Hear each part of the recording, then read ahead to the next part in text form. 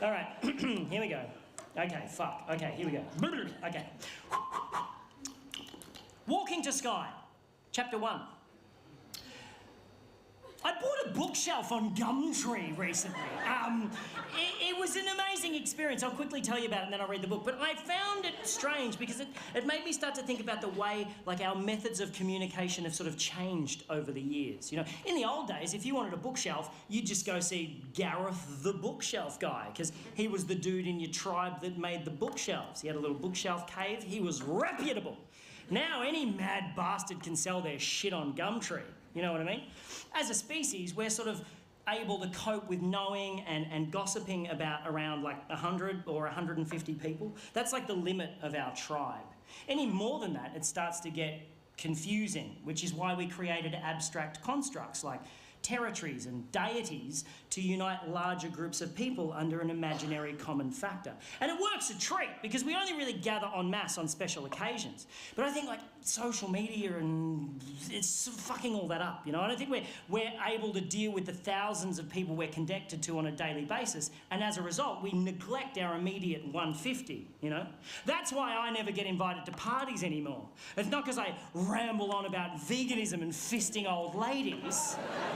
It's because I'm not on Facebook and everybody just assumes you are. I am so behind on the births, deaths and marriages of my friends that I feel like the time traveller's wife every time I go to a party. I'm like, this is Tim, he's our son, he's 6 now. Fucking didn't even know you were pregnant. Anyway, and you know smartphones aren't that great. You know that, right? They're not that great. You don't need the internet in your pocket. You work at Coles, okay? You're not working for the president. You don't need it. You don't need that much information. And also, what was the point of developing opposable thumbs for you to take a photo of your head, post it on the internet, and then just stand by for validation? No one gives a fuck about your head. They'll only validate it in order to gain permission to post a photo of their own head on the internet and stand by for validation. The people who give a fuck about your head will at some point see it in real life. Fuck your head and the neck it rode in on. Your vanity is sucking up my bandwidth. Anyway, this is what's going through my head as I'm on Gumtree looking for a bookshelf, because you know when you put something in the search in Booktree, what the fuck? When you put something in the search on Gumtree, I'm having a stroke up here. Yeah, when you put something in the search, right, and like there's always a couple of things that come up in the list that are like the polar opposite of what you search for. I'm like, get out of my head, Gumtree algorithms, conspiracy. No, but seriously, you type it's like bookshelf and it's like bookshelf, bookshelf, bookshelf, gramophone, bookshelf, bookshelf, bookshelf, combine harvester. What the fuck? It's actually a pretty good price.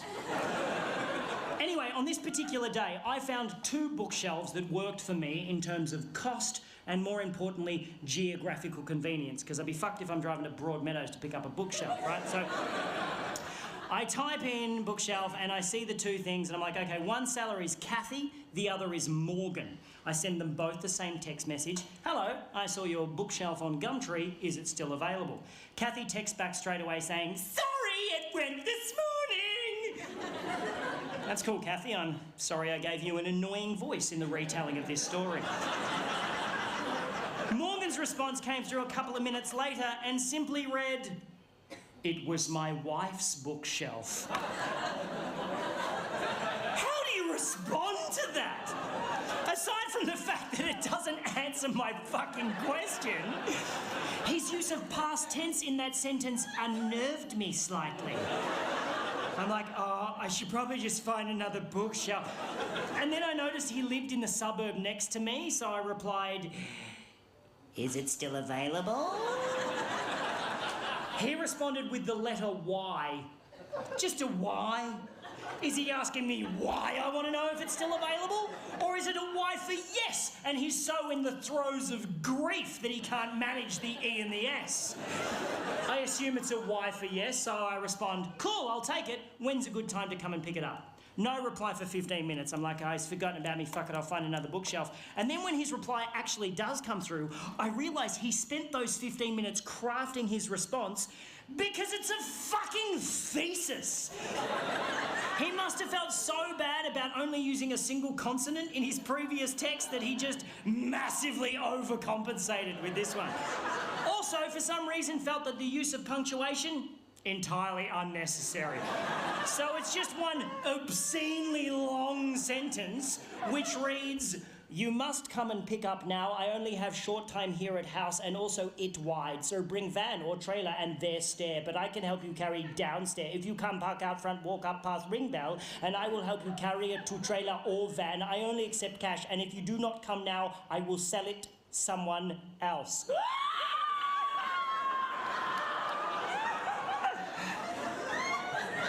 Again, I'm thinking, I should just find another bookshelf at this point. But now I am fascinated by Morgan and I simply must meet the man. So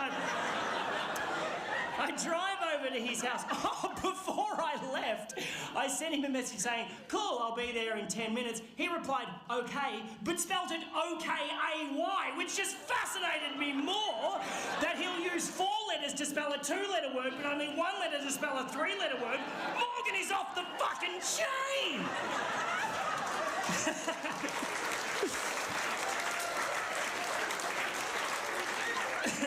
And as I'm driving over to his house, I'm trying to picture what he's going to be like, you know. His pidgin English might suggest ethnicity of some sort, but I don't want to racially profile him. Maybe he's an old man who recently lost his wife and is not that very good at texting. Or maybe, and I'm really hoping this is the case, Morgan is just batshit crazy. So I get to his house and I go up to I park out front, walk up past ring bell, and I brace myself for the door to be opened by like an old man in a smoking jacket, wearing fishnet stockings and suspenders, just puffing on an opium pipe, while a butler just creepily polishes a goldfish in the background. And then a tiny pug dog wearing a fez hat just trots up the hallway, sits on the mat, looks up at me and says, "Welcome to our lovely room." And then the door opens and I am thoroughly disappointed. Before me stands an average Caucasian male in his mid-30s, dressed casually, hipster chic, stubble, glasses with designer frames, expensive watch. I immediately think architect, but the house is too cheesy for that. It's like a double-story doll's house with bay windows. But definitely a designer of some kind, maybe a graphic designer. He's too skinny for manual labour. He's too hip for the public sector. But this can't be Morgan. Because Morgan's text messages would suggest that he's not that technically savvy. And then the man standing in front of me says, "Hello, my name's Morgan." And the plot thickens! He invites me in, shakes my hand, closes the door, and 20 minutes later, I will be witnessing Morgan perform some of the most aggressive acts of violence I've ever seen in my life. And I will be speeding away in my car, bleeding from the face. Here's how this shit went down. I go into the house and I notice 2 things immediately. 1, this is a house in the throes of renovation. Nothing too extreme, but there's like drop sheets on all the furniture, there's freshly painted walls, there's a bathtub wrapped in plastic in the hallway awaiting installation. Someone's doing some work on this house. The second thing I notice, on the way up the stairs to the 2nd floor, on the 1st floor landing, is a wedding photograph featuring a very cleanly shaven Morgan with a very beautiful bride, very much in love. The photograph is very much on the floor and the glass in the frame is very much smashed. She's not dead, she's left him, and the plot thickens a bit more for Morgan. And as Morgan unceremoniously, kicks the photo frame to one side on the way up the stairs, I really wanted to pry into Morgan's life and ask heaps of inappropriate questions. But he was clearly a broken man. He had this terrible air of sadness around him, so I didn't want to intrude. Luckily for me, though, I didn't have to, because Morgan immediately began oversharing and told me the whole fucking story. Thank you, Morgan. I shall hang off your every word and then retell your tale to 200 strangers and record it for a fucking DVD.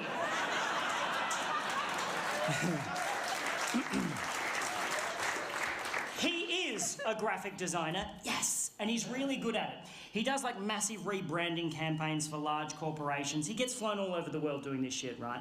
About 4 years ago, a woman hired Morgan to rebrand her florist business, and he did such a great job, she married him. And he thought everything was just fine, until about 3 months ago. Morgan had to do a presentation in Sydney, right? But he was on his way home from overseas and he got stuck in Dubai due to a flight cancellation. So rather than cancel the meeting, Morgan suggested to these businessmen in Sydney that they do a Skype chat because he's so technologically savvy despite his fucking baffling text message style. So Morgan checks into a hotel, cracks open his laptop and starts Skyping with this room full of businessmen in Sydney who are all watching Morgan on a massive screen on their boardroom wall, right? And everything's going great. Morgan is totally nailing it until about halfway through, he realises that a file he wants to show these dudes is on the desktop of his home computer back in his home office in Melbourne. And he decides to live share the desktop of his home computer on the Skype chat. He knows how to do that. He can control his computer remotely from anywhere in the world. It's not particularly new technology, but Morgan makes it sound so impressive. So this room full of businessmen are all watching keenly like, oh, Margaret, bring in some biscuits. There's some newfangled shit going on in here. As Morgan clicks a few buttons and brings up the desktop of his home computer on the Skype chat. Now, what Morgan doesn't realise is that his wife has been using the photo booth app on that particular computer to take pictures of herself. To take naked pictures of herself.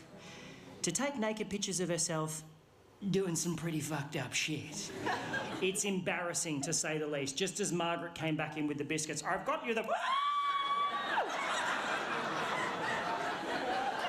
Now, those of you who are familiar with the photo booth app will know that how it works is it accesses the built-in camera in your computer and with a click of a button takes a photo of you when you're standing in front of the screen. And if you know that, you'll also know that if you leave that application open, the camera also stays open, witnessing whatever may be happening in front of the computer in real time, such as your wife in your home office fucking your best mate.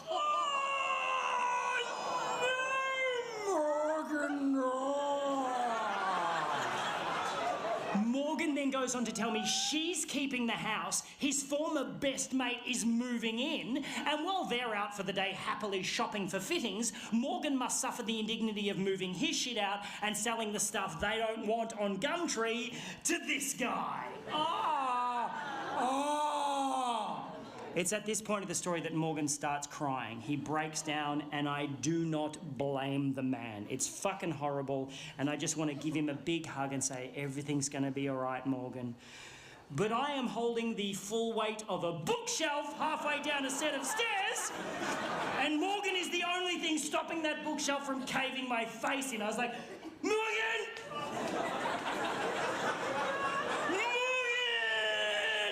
And Morgan managed to pull himself together for about 8 seconds and then just went, bah, and let the bookshelf go. I fell backwards. It literally rolled over me and took out the light hanging above the staircase. I'm now lying on my back, getting showered in broken glass, as the bookshelf turned end over end and just went thonk right through a freshly painted wall at the bottom of the stairs. I'm like, ah, ah, ah, ah.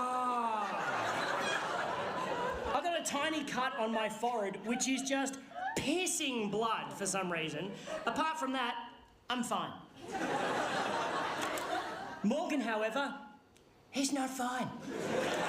Morgan is the opposite of fine.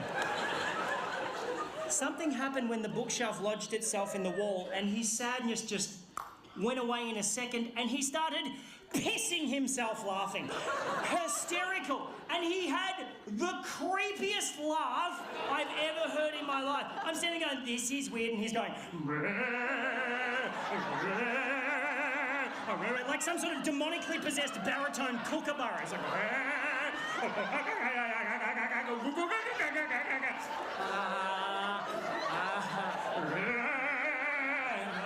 Can I still have the bookshelf? He's like... We extracted from the wall. The bookshelf, incidentally, showing no sign of having just rolled down a staircase and smashed through a wall. We carried it out to my car. We had to stop about 6 times because Morgan was like, hang on a minute.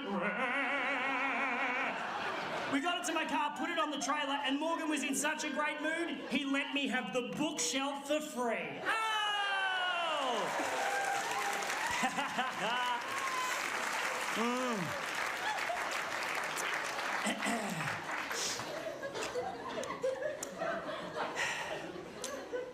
And that's where the story should end.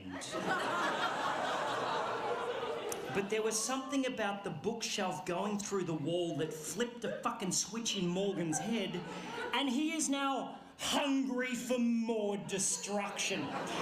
So as I started tying the bookshelf down to my trailer, Morgan just strolls over to like an upright mailbox on the front lawn and just starts trying to wrench it out of the ground, just really putting his back into it. Like, I'm like, you okay, buddy? He's like, yep.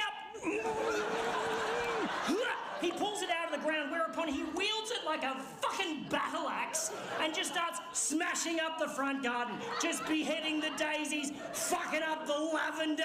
I'm like, oh, hey, Morgan, maybe you want to stop and think about that. And he wheeled around and looked at me like Jack Nicholson chasing Shelley Duvall up the stairs in The Shining and said, why don't you mind your own fucking business?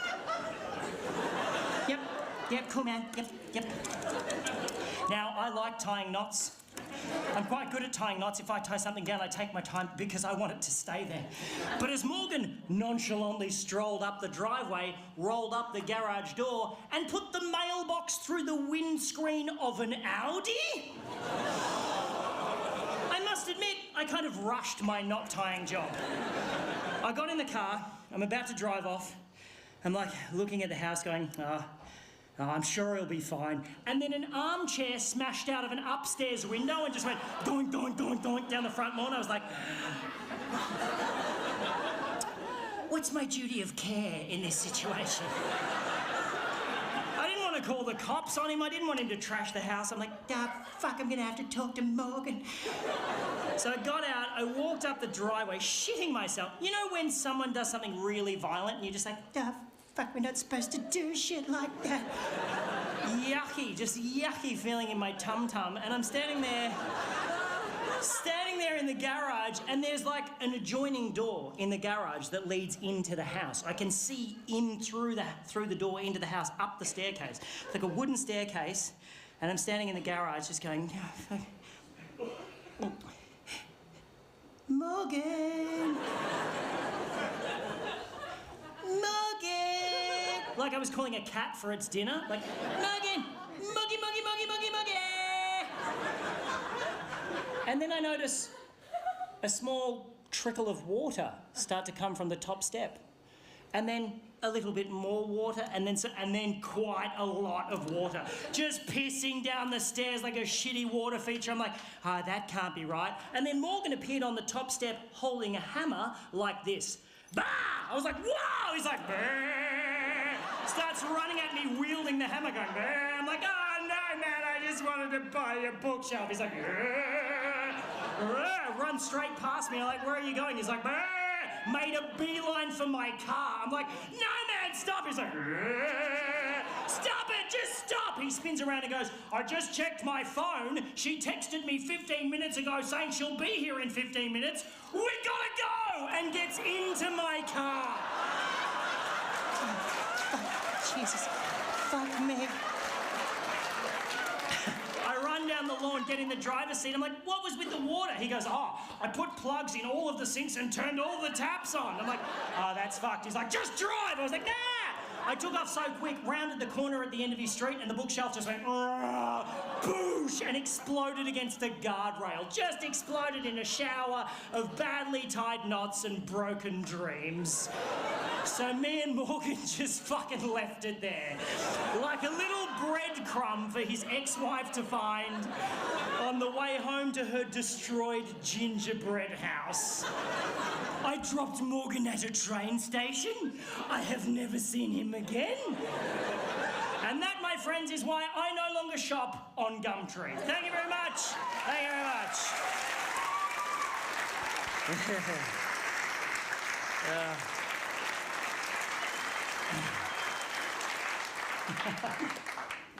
Fuck.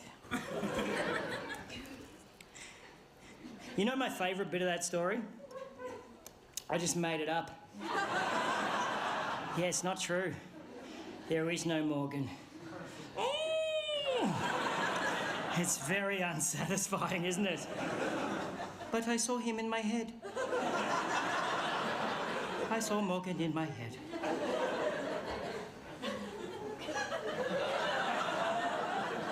Why is it we can feel so robbed when someone tells us a story we just heard isn't true, and yet so satisfied at the end of a fictional novel? Huh? I don't know. You know the other great thing about that story? First draft. Fuck you, Hemingway!